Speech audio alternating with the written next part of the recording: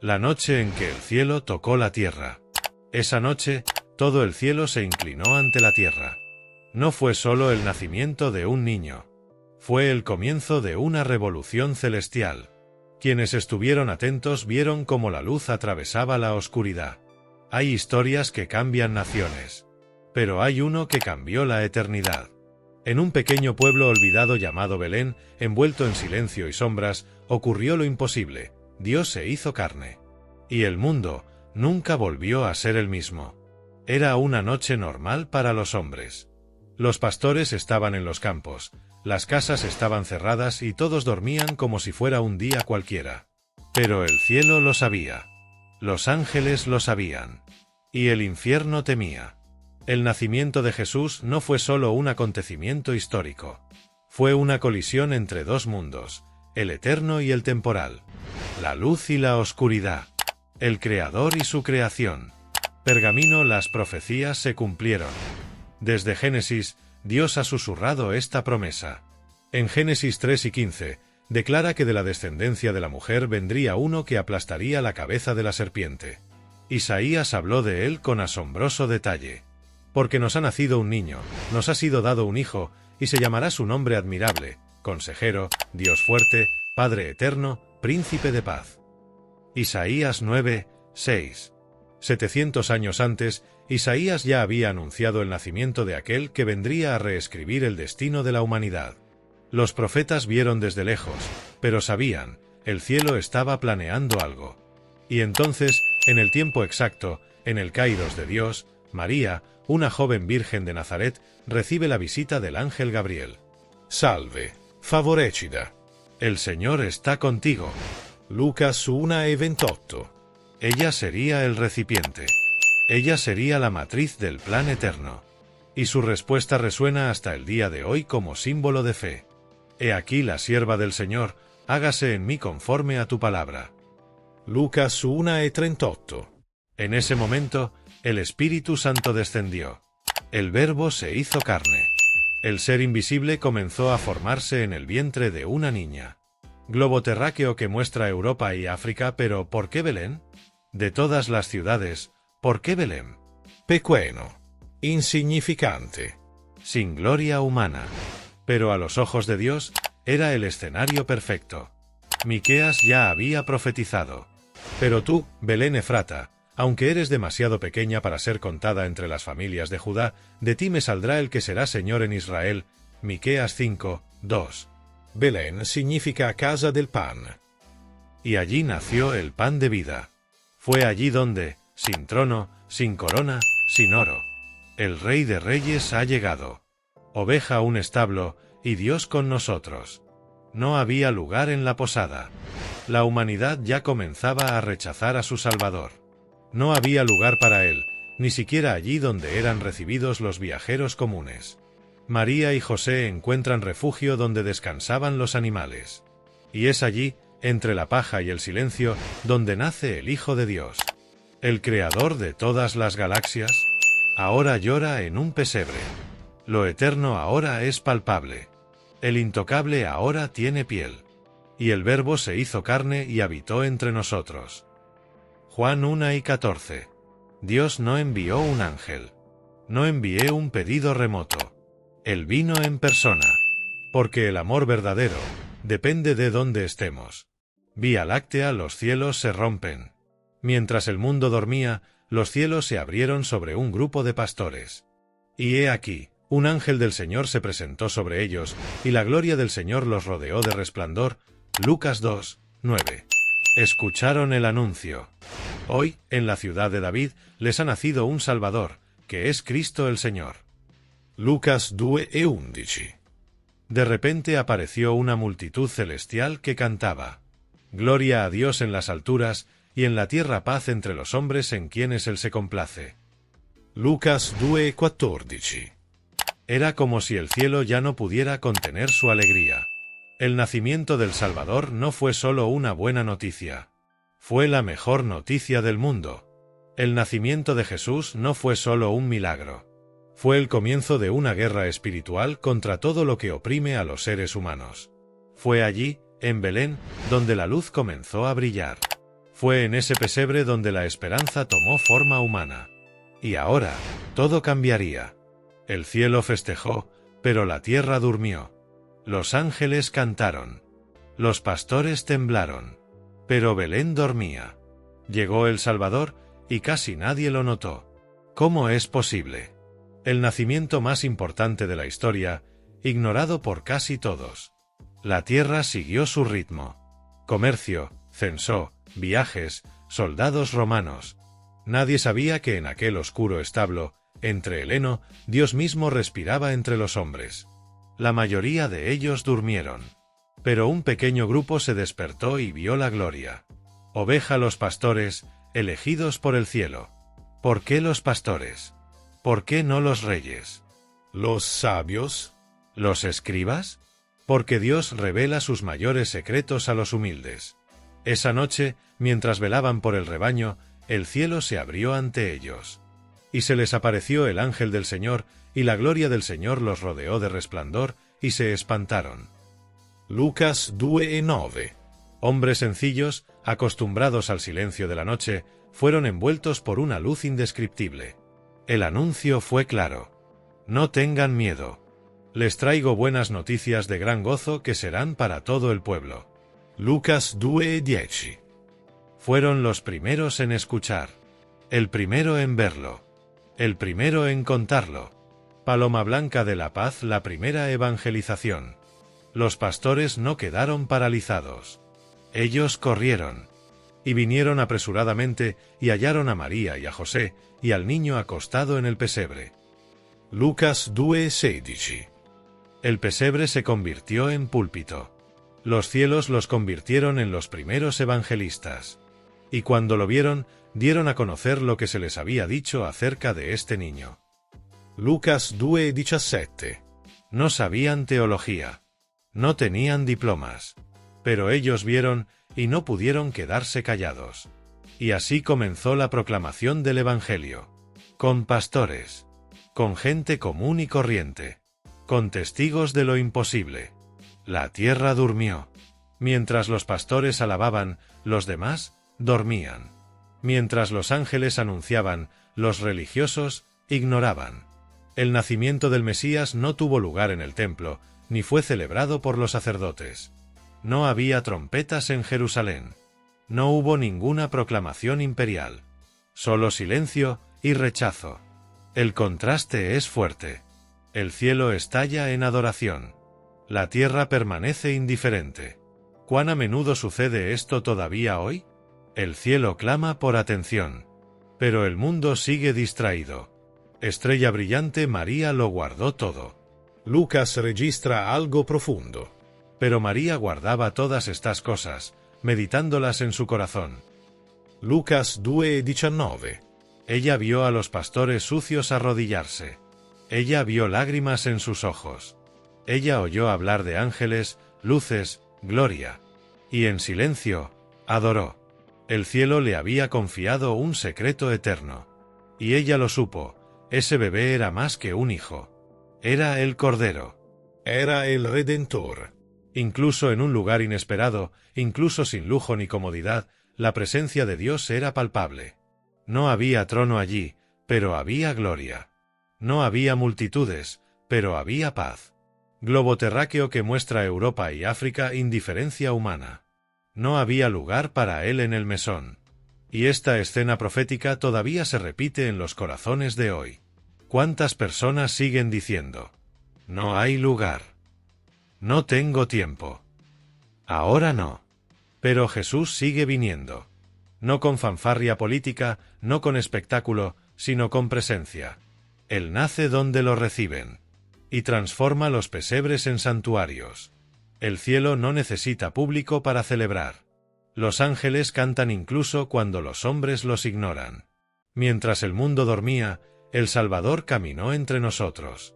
Los pastores regresaron glorificando. María estaba en silencio, meditando. Y el mundo todavía no entendía. Pero el plan ya estaba en marcha. Y nada, absolutamente nada, podía detenerlo. La estrella, los magos y el odio de un rey. En el blanco gancho, hasta 300 caracteres. Una estrella brilló en Oriente. 3 hombres lo dejaron todo. Pero mientras buscaban al verdadero rey, otro rey planeó su muerte. El nacimiento de Jesús ya dividió reinos y reveló corazones. Mientras la tierra aún intentaba comprender lo que había sucedido aquella noche en Belén, algo sobrenatural ya se estaba manifestando a kilómetros de distancia. En Oriente, los sabios, estudiosos de los astros y de las profecías, observaban el cielo. Y entonces ella apareció. Una estrella diferente. No es común. Antinatural. Algo que les hizo dejarlo todo. Eran conocidos como magos, no en el sentido oculto, sino como antiguos magos, científicos y astrónomos persas. Eran buscadores de la verdad. Y lo sabían, esa luz en el cielo no era casual. Fue una señal profética. Vimos su estrella en el oriente y venimos a adorarlo. Mateo 2, 2. Estrella brillante, la estrella profética. La Biblia ya había anunciado esta señal. Saldrá una estrella de Jacob y se levantará un cetro de Israel. Números 24:17. ¿Y cómo lo supieron los magos? Probablemente influenciado por las profecías dejadas por Daniel en Babilonia. Daniel fue el mago principal de su época, Daniel 5 y 11, y es posible que haya plantado las semillas de la expectativa mesiánica incluso entre los pueblos paganos. Siglos después, florecen. Aparece la estrella. Y 3 hombres, probablemente parte de una caravana más grande, cruzan desiertos para encontrar un bebé. Tenían oro, incienso y mirra. Tenían estatus. Pero sabían que se enfrentaban a algo más grande. No querían solo ver. Querían adorar. Corona Herodes, el rey amenazado. Cuando los reyes magos llegaron a Jerusalén preguntaron: ¿Dónde está el rey de los judíos, que ha nacido? Mateo 2, 2. El caos comenzó. Herodes, el rey instalado por Roma, era un tirano paranoico. Cuando oyó hablar de un nuevo rey, se sintió amenazado. Al oír esto, Herodes se turbó, y toda Jerusalén con él. Mateo 2, 3. Convoca a los escribas y sacerdotes. Lo confirman. El Mesías debía nacer en Belén. Y tú, Belén, de la tierra de Judá, de ti saldrá un gobernante que pastoreará a mi pueblo Israel. Mateo 2, 6. Aun conociendo las Escrituras, no se mueven. Los magos viajan kilómetros. Los religiosos, aun sabiendo la ubicación exacta, no caminan ni 10 kilómetros hasta Belén. La revelación no cambia a quienes no desean ser transformados. La trampa de Herodes. Herodes, engañosamente, dice a los magos: vayan y busquen diligentemente al niño, y cuando lo encuentren, háganmelo saber, para que yo también pueda adorarlo.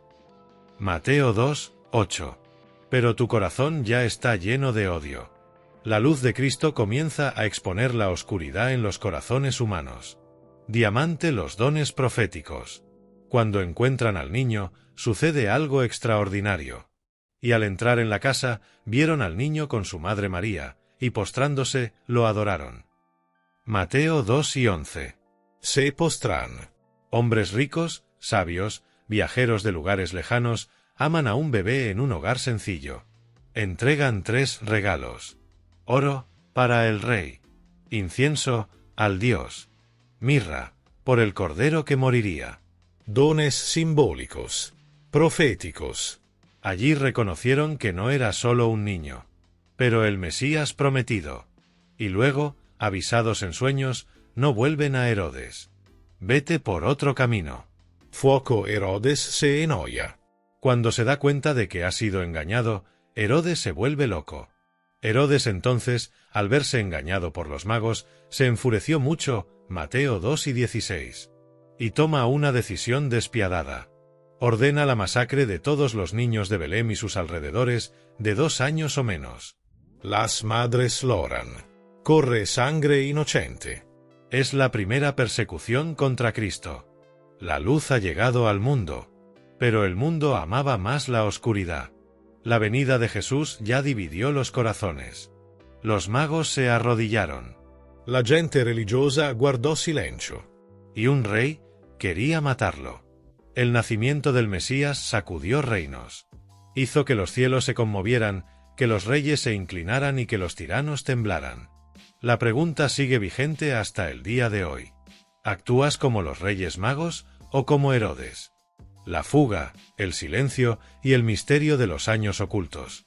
Poco después de su nacimiento, Jesús tuvo que huir. El Salvador del mundo se convirtió en refugiado. ¿Por qué? ¿Y qué sucedió durante los años en que la Biblia permanece en silencio? El Hijo de Dios desapareció del registro, pero el plan seguía en marcha. La historia que comenzó con ángeles cantando y estrellas brillando ahora adquiere tonos de tensión y peligro. El nacimiento de Jesús no fue seguido por la calma. Luego vino la persecución. Poco después de la visita de los magos, una advertencia sobrenatural cambia el rumbo de la Sagrada Familia. Y avisados en sueños que no volvieran a Herodes, regresaron a su tierra por otro camino. Mateo 2 y 12. Pero no fue solo con los magos. José también recibe una advertencia. Levántate, toma al niño y a su madre, y huye a Egipto, y quédate allí hasta que yo te diga, porque Herodes buscará al niño para matarlo. Mateo 2 y 13. Corredor la huida a Egipto. Y así, el Salvador del mundo se convierte en un exiliado. Siendo aún un bebé, ya es perseguido por el imperio. La Sagrada Familia huye en mitad de la noche. No había guardias de seguridad, ni carruajes. Era una pareja sencilla, huyendo con el Hijo de Dios en brazos. Egipto, tierra de antiguo cautiverio, se convierte ahora en refugio. Y lo más impresionante, esto también ya había sido profetizado. De Egipto llamé a mi hijo. Oseas 11:1. El plan de Dios nunca escapa a su control. Ni siquiera el odio de Herodes fue suficiente para frustrarlo. Cara pensativa, el llanto en Belén. Mientras Jesús es salvado, Belén se sume en el luto. Entonces se cumplió lo dicho por el profeta Jeremías. Voz fue oída en Ramá, lamentación, lloro y gran gemido, Raquel que llora a sus hijos. Mateo 2, 17-18. Herodes ordena la masacre de niños de hasta 2 años de edad. Es el primer intento de Satanás de destruir al Redentor mientras aún está en su infancia. La luz del mundo ya estaba perseguida por las tinieblas. Pero Dios actúa con precisión. Jesús está protegido. Y después de la muerte de Herodes, otro sueño guía a José. Levántate, toma al niño y a su madre, y vete a la tierra de Israel. Mateo 2 y 20. Pero no regresan a Belén. Ve a Nazaret en Galilea. Y fue y habitó en la ciudad que se llama Nazaret, para que se cumpliese lo que fue dicho por los profetas, que habría de ser llamado Nazareno. Mateo 2 y 23. Nada está fuera de la profecía. Cada paso fue anunciado. Cada ruta estaba escrita en el cielo. Orologio el gran silencio. Y luego, silencio. Desde los 2 años hasta los 30. La Biblia nos ofrece muy pocos detalles sobre la vida de Jesús. ¿Por qué? Quizás porque no era el momento de brillar, sino de crecer, madurar, esperar el tiempo del Padre. Lucas registra. El niño crecía y se fortalecía en espíritu, lleno de sabiduría, y la gracia de Dios estaba sobre él. Lucas 2:40. Jesús no se saltó ningún paso. Pasó por la niñez, adolescencia, juventud. Él era obediente a sus padres. Trabajó como carpintero. Era conocido como el hijo de José. ¿No es este el hijo del carpintero? Mateo 13:55. El Creador mismo se sometió al proceso de creación. Chincheta redonda, el episodio en el templo. La única ventana abierta en medio de este silencio es cuando Jesús tiene 12 años. Él va con sus padres a Jerusalén y termina quedándose en el templo, escuchando e interrogando a los doctores de la ley. Y todos los que le oían se maravillaban de su entendimiento y de sus respuestas. Lucas 2:47. María y José lo buscan angustiados, y cuando lo encuentran, él dice: ¿No sabíais que me es necesario estar en los negocios de mi padre? Lucas 2:49. Ya a los 12 años Jesús sabía quién era, pero esperaría el momento adecuado para actuar. Y así, el silencio regresa. Por otros 18 años. Lupa hacia la izquierda, ¿por qué el silencio? Porque Dios trabaja en lo invisible. Los procesos más grandes ocurren en lo oculto. Antes de que Jesús se hiciera público, fue preparado en secreto. Antes de predicar, aprendió a escuchar. Antes de sanar, Él fue moldeado en el anonimato. ¿Cuántas veces queremos ministerios públicos? ¿Pero no queremos entrenamiento privado? Jesús nos enseña. El tiempo del Padre es perfecto. La fuga, el duelo y el silencio no fueron fracasos del plan. Ellos fueron parte de ello. Dios no solo protegió a Jesús. Él también lo preparó. Mientras el mundo esperaba señales y milagros, el Salvador creció en Nazaret, esperando el momento adecuado para manifestar la gloria del Padre. Del pesebre a la cruz, el nacimiento que cambió la eternidad. Nació en un establo, pero su destino era el trono eterno. Cada detalle en Belén apuntaba a algo mayor, la cruz. El pesebre no fue el final, fue el comienzo de la mayor misión de amor de la historia. Cuando nació Jesús, apareció el cielo, la tierra reaccionó y las profecías se cumplieron. Pero aquel bebé envuelto en sencillos pañales no era un simple recién nacido. Él era el Cordero, ya destinado al sacrificio. Belén fue el comienzo. Pero el Calvario era el destino. Nada del nacimiento de Jesús fue casual. Cada detalle apuntaba al plan eterno de redención. Oveja del Belén al Cordero. Jesús nació en Belén, casa del pan. Y él sería el pan de vida. Yo soy el pan vivo que descendió del cielo. Juan 6:51. Lo colocaron en un pesebre, un lugar donde se alimentaban los animales. Y alas, o verdadero alimento espiritual, estaba disponible para toda la humanidad. No había cuna real, ni vestiduras doradas. Porque el rey vendría a servir, no ser servido. Desde el principio, todo hablaba de humildad, entrega, sangre y propósito. Fuego, el plan eterno de Dios. La Biblia dice, desde antes de la fundación del mundo, pero manifestada en estos últimos tiempos por amor a vosotros. 1 Pedro 1:20. Es decir, Jesús no era un plan B. Fue el plan desde el principio. Antes que el mundo existiese, el Cordero ya había sido apartado. Desde el Edén, cuando Dios vistió a Adán y a Eva con pieles, exigiendo la sangre de un inocente, Él ya estaba señalando el futuro. Desde la sangre en los umbrales del Éxodo. Desde los sacrificios en el templo. Todo apuntaba a Cristo.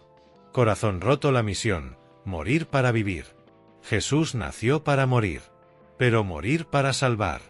Él no vino solo a enseñar. Él no vino solo a sanar. Porque el Hijo del Hombre vino a buscar y a salvar lo que se había perdido. Lucas 19:10. El Belén y la cruz forman parte de un mismo recorrido. El pesebre y el árbol estaban conectados. En la cruz, el niño nacido en Belén se convertiría en el Salvador del mundo. En la cruz, el Verbo encarnado completaría su misión. Consumado es. Juan 7:30. Estas palabras solo tenían sentido, porque todo comenzó esa noche en Belén. Cara rezando, la luz aún brilla. La buena noticia es que la historia no terminó en la cruz. Al tercer día resucitó. Lucas 24:7. La luz que nació aquella noche no se apagó. Se expandió. Llegó a pastores, magos, pescadores, reyes y naciones enteras. Y hoy, llega a ti.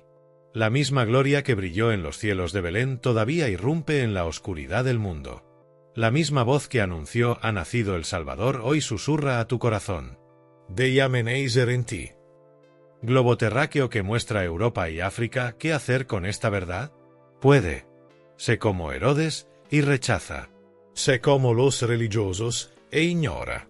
Sé como los pastores y corre hacia él.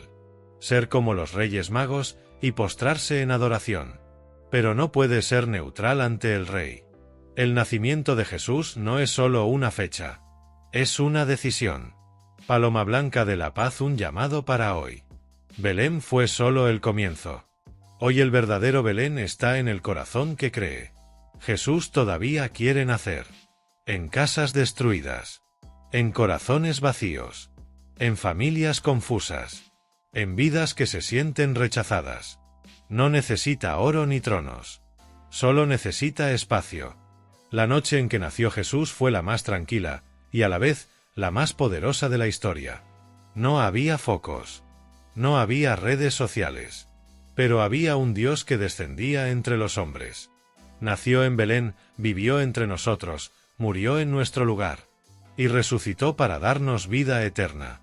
La pregunta ahora es: ¿esta historia se originó en ti?